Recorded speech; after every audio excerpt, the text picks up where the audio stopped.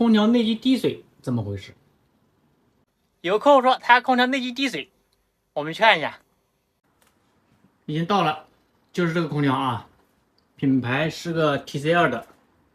你们看，这个右下角有很多水珠，一直往下滴水，一直漏水，看到吧？而且这个漏的还挺多的。下面放了一个小桶来接水的啊，你们看，接了不少。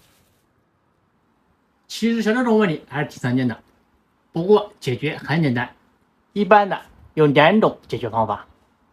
第一个也是最简单的，也就是说，我们可以从外面外气解决。就是说，这边是一个排水管，我们可以把排水管拿出来，然后吹一下，这样就能解决了。不过由于这个比较远，这里还装了防冻霜，所以说我们出去不方便。那我们就采取第二种方法，就是说把这空调内机外壳给它拆掉。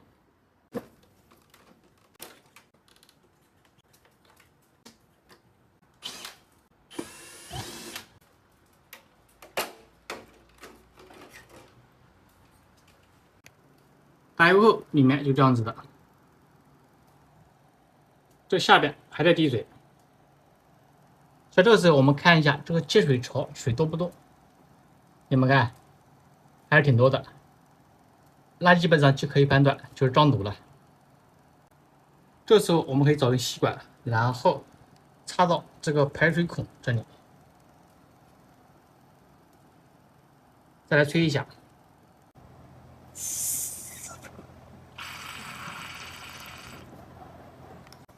你们看，这水就很快的流下去了，看到吧？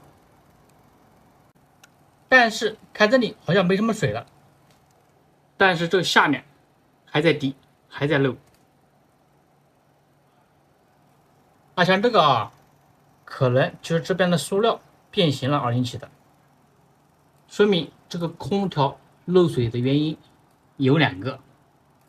看这个情况，好像就是这边这个水珠没有直接滴下去。滴水槽往这边拿了一点过后，可以看到这边有很多水珠。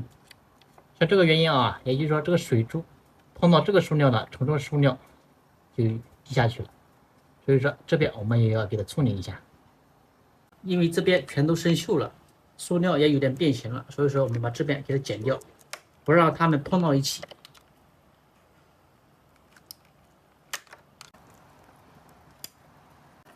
你们看，这里有3个地方在滴水，这里在滴水，但是话，这边也在滴水，这边也滴水，这个基本上都是这个缝隙里面滴水而直接滴下去的，没有正确的滴到这个水槽里面去。像以前经常碰到这种问题，这段时间碰到的比较少啊，大部分都是装堵的多。装好了，你们看，现在这边就不滴水了，看到吧？等于说这旁边的塑料剪掉了，这个水从这边滴下来了。这2边塑料不碰到一起，这个水就不会从这边导流，从这个缝隙里面滴出来。看到吧？现在这个水一直从这边滴。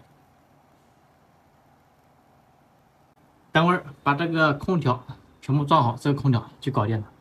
其实像空调漏水如果滴得很快的话，大部分我们吹下水管，或者说这个位置够不着，我们就把这边切开，用一个管子给这边通一下，也就搞定了啊。在这种情况比较少见，以前都学到的比较多。